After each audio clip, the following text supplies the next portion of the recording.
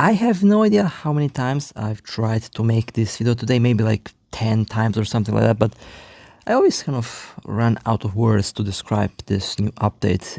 The closest feeling is, the feeling that you get after finishing a game or maybe finishing a movie or an anime that has a very good story, very good writing, but the ending just ends up being a sad ending. But overall, the whole story and all is just amazing. Well, that's pretty much my current experience with this game, with version 2.5 and the current story.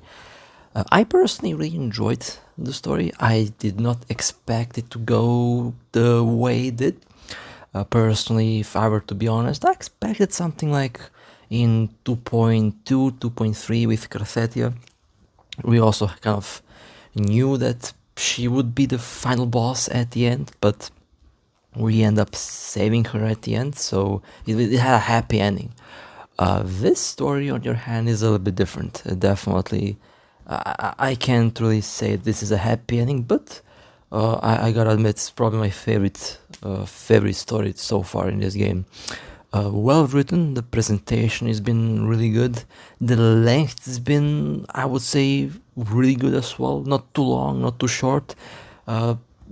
There's been enough information to basically feed all the player curiosity about things within the story and within the game and within the topics discussed in the game.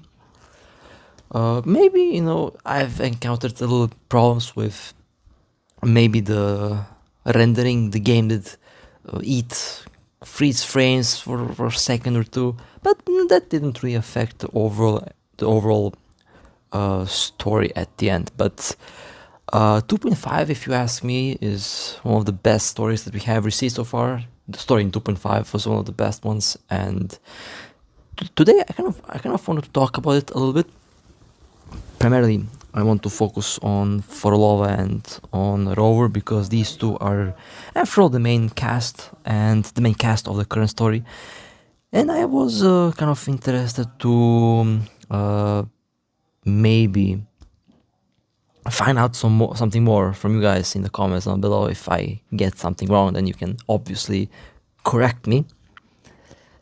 But this whole update's been so far really good, and I've heard that the same writer who worked on Survival was working on this chapter, and I've heard that the same writer might work for the next chapters in this game, in Wuthering Waves, so we are definitely in for a ride, story-wise, in Wuthering Waves, because, I think we all know how dark Survival got, and I believe we will probably see something similar in Wuthering Waves very soon. But today, as I mentioned before, we'll be focusing on Phrolova and Rover. These two seem to have met in the past at one point.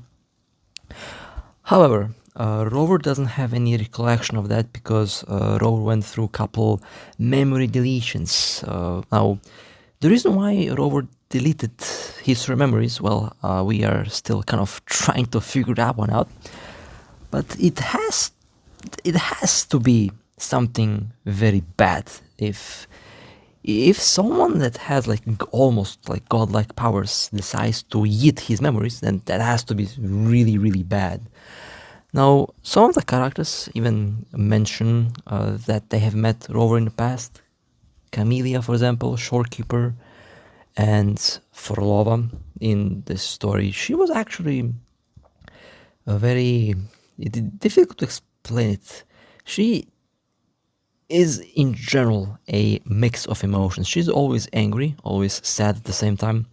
And she's kind of crazy when you look at it, but if you look at her backstory and what she went through, it's kind of understandable. She is one of the most tragic characters we have ever seen in this game, and I believe more. I personally would expect more sad stories coming up. I just have that feeling, but her hometown or village in the game, it's kind of it looks like a village, but let's just call it a town, got pretty much destroyed by a meteor. Now, the fact that a meteor hit a town, it isn't something impossible. Actually, almost happened in real life a long time ago. But that's a very interesting topic to take, and I like that the developers, I like the Kuro took that idea. The name of the town, I think, was Orboros, which does kind of flicker a little lamp in my head. Did I hear something about that in Griven at one point? Maybe I did. But it kind of, gives me that little flashback. But she was basically the sole survivor of that little incident. Well, yikes! Getting blown up by meteorites is definitely not something I want to see. She went through a lot of experiments, basically immortality experiments. She wanted to be immortal. She did want to bring her family back. She wanted the village, the town, to be revived, basically. And she did all in her power and basically did everything to attempt to achieve that. Unfortunately, best she could do is just make a copy, a illusion within her sonorosphere. And I feel like that alone might be the most tragic aspect of it. She thinks she's not alone. She thinks that she does have her family, the town, preserved permanently, and she thinks they're immortal, while in fact they are just tacit discords that have human frequencies, and that isn't really, when you think about it, kind of depressing, really. I mean, and then you add that Rover told her that he will be back, and she spent 100 years waiting for him, and he never went back. And when he did, I feel like she does feel betrayed a lot. She feels angry. Honestly, understandably so. Basically, she got ghosted 100 years. Yikes. And we know that she is also immortal. She is half tacit discord. She always kind of technically died already. So both her and Rover are immortal. Although that immortality will kind of be brought into question at the end of the story. But the main question that I personally kind of got attached to is, why did Phrolova care so much about Rover's memories if they were friends at best? And this is, a kind of a thing I've been thinking about. I've been thinking about this story the whole day, actually, ever since I finished it.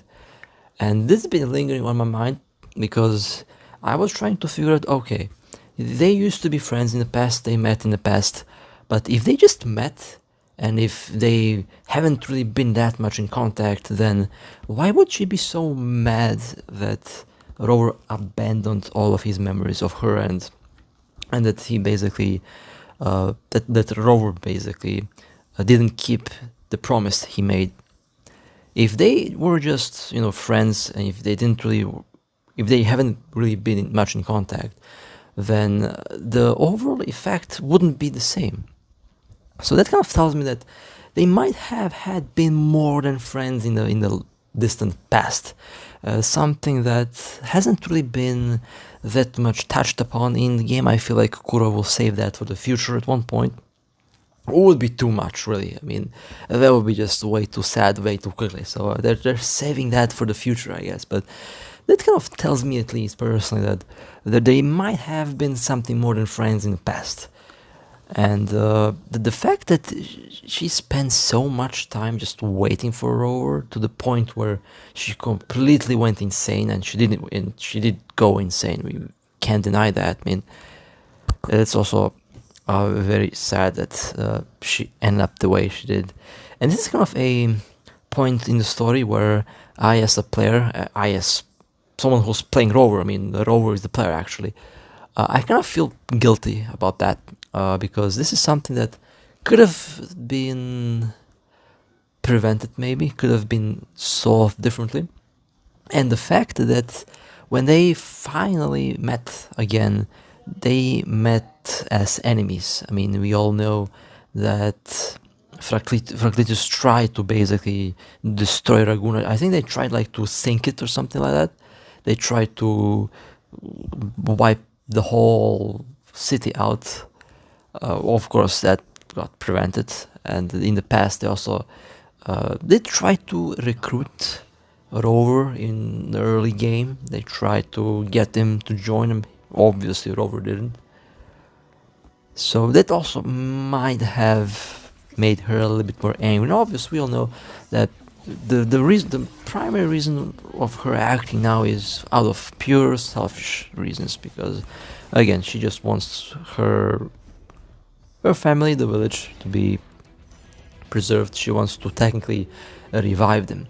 And the tragic thing is, I think a part of her knows that what she's doing is like completely impossible to achieve. Like what's dead is dead. You can't just revive them just like that out of ashes, basically. But she still proceeds to go because if they at least reassemble human, that's apparently enough for her. And that's also pretty sad because she's pretty much all alone there in the sonorosphere with tasted discords that just look like humans. That's that kind of hit me when I thought about it. Like, she just all alone there, thinking that she has company, yet she doesn't really have company. The only company that she gets right now over there, real company, would be Rover just visiting here. But first thing before we get to the very end of the story, she did go through a bunch of experiments, basically stop being human, and that's also kind of explained in some slideshows. She got casted out of her village as well, which is pretty sad because she stopped being a human in their eyes, I guess. And the gem that they've been fighting for and looking for the whole story, they actually, Rover mentioned it a long time ago when he first joined in the village, when he came for the very first time there. So that stone definitely will be a big key for something in the future of the game. For what exactly? Well, we will see. But that little stone will be very important for that. And since we're already speaking about that sonorosphere and about the village that Phrolova is trying to preserve, to save, to resurrect, she actually attempted to get her over there as well, to basically trap him there, or maybe not trap him, but keep him there. I don't know what her exact goal is. I mean, no one knows at this moment. She's a little bit not really all there, so we can't really know for sure what she really wants to do. But she did mention that she keeps the most precious, the most important people to her over there, the most dear people to her over there. So if she wants Rover to keep her company in her sonorosphere trap there, so that maybe means that she maybe does have some feelings for Rover left. However, throughout the whole story, I personally feel like she's trying her hardest to distance herself from Rover. She tries to actively dislike him. She tries, but each time she's trying to do that, it definitely, you can hear the pain in her voice when she's trying to do something that goes against Rover. Even her overall facial expressions change. The camera angles don't help that either, because they do try to point out at her, I guess, at her unhappiness with her own decisions. At one point, she's able to keep the act going. At the other point, she drops the act and slips up, and then you see her real emotions and her real thoughts. So the fact that she didn't even try to let Rover save her is kind of the fact, kind of shows that she kind of decided to, Phrolova decided to just, I guess, leave everything,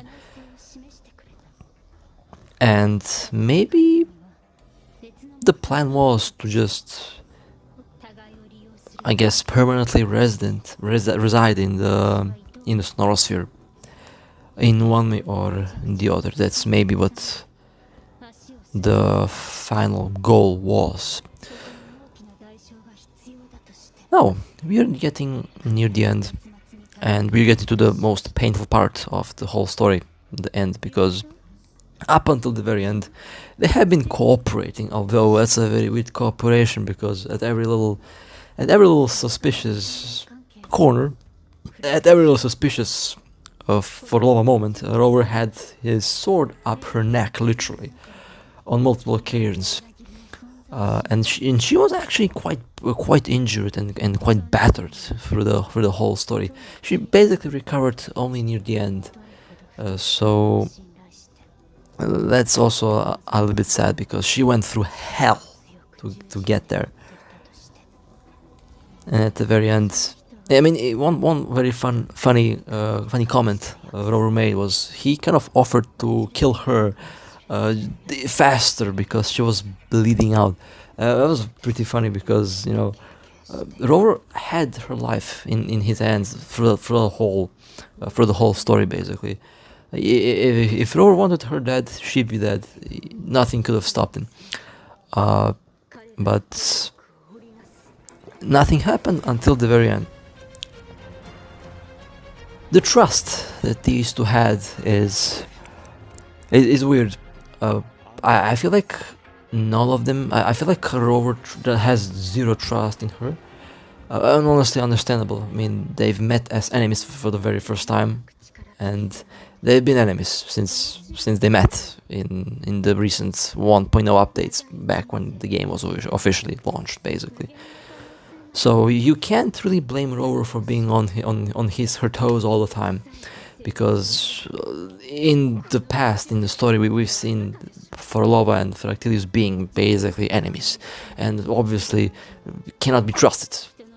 Now, in reality, I feel like Phrolova wanted to trust Rover. Maybe the little part of her that trusted him wanted to just go back to normal, but unfortunately it just didn't happen.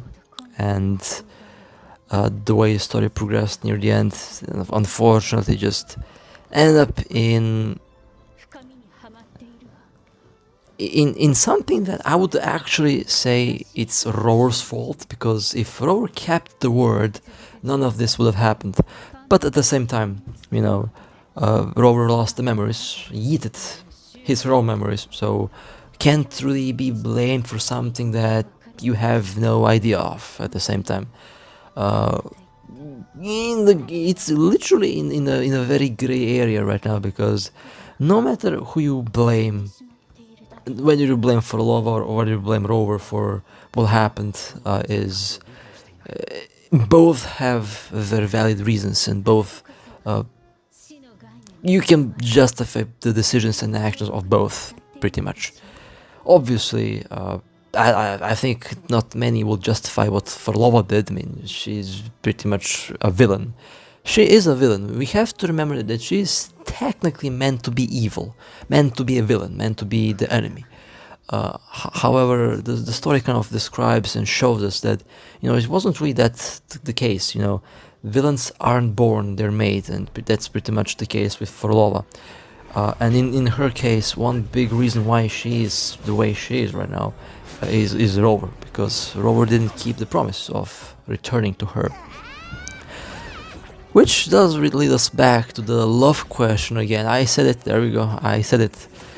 Did these two together at one point? The fact that Phrolova is so angry at Rover for basically deleting all of the memories of her and of everything, basically, is kind of a proof. I mean, if she completely didn't care about that, if she completely didn't care, not a single percent about Rover or about what he did. Why was she so sad? Why was she so mad at the fact that Rover did delete the memories? This is the question that's flying in my mind all the time. Obviously, there has to be something, because if they were just friends, you know, she wouldn't really care much. But if they were really good friends, then her actions and the way she acts definitely do make a little bit more sense, at least to me. Again, this is an open discussion. You guys can say whatever. You can disagree with me. You can disagree. We can have a good discussion so that we can kind of piece together what really is going on. This is my goal here. I really want to know what actually had happened between these two in the past. Why is she so mad all the time? I mean, she's a little bit crazy, but why did she care so much about Rover's memories? I mean, there could be something different, obviously. Could be something very important that maybe only Rover knew and that she needs, and then, you know, obviously she would be mad if Rover yeeted that off. I mean, it's a very intriguing question that I'm personally very interested in, and I would love to have a nice discussion. You guys can do that in the comments down below. I'll be reading the comments. But back on the story here. So we went through Phrolova's past. Now, as we are nearing the end, as we are definitely nearing the end of the story, it kind of is getting obvious that things are not going to end well, especially once the main enemy has been defeated, and once the stone has been basically unleashed. Once the boss lost the stone, that was the question: who shall get the stone, Phrolova or Rover? I mean, they both were aiming at the gemstone, or that gem from the very start. Was their goal from the very beginning. Obviously, they will not share it, and it wouldn't make sense for Phrolova to change sides. It would be very weird. One of the things that I'm actually glad that Kuro didn't do, they didn't make Phrolova immediately just swap to the good side. She was a villain until the very end of the story, until the very end of her life, basically. So she kept to her word until the very end. And I actually appreciate that they had the balls to actually do something like that, because not many games do that. Not many games dare to do with their character that Kuro did with Phrolova. That's just a fact. I mean, there is no magical power of friendship or anything here. It just the harsh reality of what happens within the story. But in one of the last discussions that Phrolova had with Rover, she kind of almost cried, I think. In one of the last cutscenes, when she basically described that she's done waiting, she felt I personally felt like she was heartbroken. Like, she was keeping the tears from flowing. She was trying hardest not to start crying. That girl is in a lot of pain, and that's pretty sad. And honestly, me as the player, as Rover, you know, the main character of the game, I actually feel guilty for that, because it's technically the player's fault, technically the Rover's fault for her being so broken and so sad and so crazy. Actually, that's the part that just I knew where this is going. I just knew, yeah, this is something bad about to happen. You know, when stuff like that happens in the story, you know it's about to get real, and it did. They were fighting over the stone, and it seems Rover has been practicing those sword throws, and when Rover threw the sword at one of the moments when Phrolova was distracted, the sword hit her and she fell in the water and basically drowned, died. Now, I actually thought at the very end that Rover will actually run towards her and jump in the water to pick her up. I legitimately thought that's going to be the case. I was like, there is no way that they're just going to do that. I mean, we had Carthetia, we saved Carthetia, we saved Shorekeeper, we saved so many characters in the past. Well, not with, apparently not happening with Phrolova. Rover didn't go after her. Rover went after the stone that Christopher was holding through the portal. And this is also one of the things, one of the tragic aspects of Phrolova, because she was used. She was basically used. She was a puppet, basically. A pawn for Christopher and for the others. She thought she could actually use the powers and use Fracleus for her own gains, and all she wanted to do is just make her family back alive again. But in the end, not only did she lose everything, she didn't get anything at the end. She lost her life, and she is literally living in her own delusion that she saved them, even if they're not human, they're just discords in her sorosphere. She thinks that she saved them, and she's living a delusion, basically, right now, at the end. Yeah, that's pretty much how the story ended. And I need answers. Kura, why is this? I need a story chapter 2 right now, man. I gotta admit, I really like that story. I'm still thinking to it a day later, basically, trying to piece together what happened, basically, and trying to dive deep into the character, I guess, personality and the reasoning behind their decisions and overall dialogue and stuff like that. But I gotta say, like, we should be really prepared for very sad stories. I'm not joking, because if the story writer that writes Survival Lucem is actually working on Wuthering Waves story now, main story, yeah, I think we know where this is going to go very quickly. So I don't mean it's going to be bad. I'm just saying it's going to be really, really good, but stories are probably going to be pretty sad. And obviously, I mean, we might have some classic Gathering Wives story. Maybe we save Phrolova in the future. I don't know. I really do hope that we get to save her, because I would be pretty mad that this is one of the more anticipated characters. I've said it a year ago. She will be playable at one point. That's what Koro does. She is playable, but the moment she got playable, yeah, she is not quite. She's not quite alive at the moment. I mean, we know she can resurrect.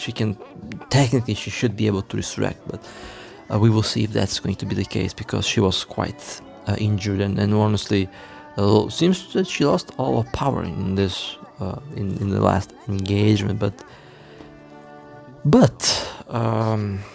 this is pretty much where I think I will leave the video as is. I mean, obviously we can go and talk to her, and we can go into the Sonorosphere and talk to her, basically, but I feel, I don't know what to feel, actually. I feel empty just to go there, because I look and I feel guilty, basically, even though it's something I haven't done, you know, none of us did anything bad.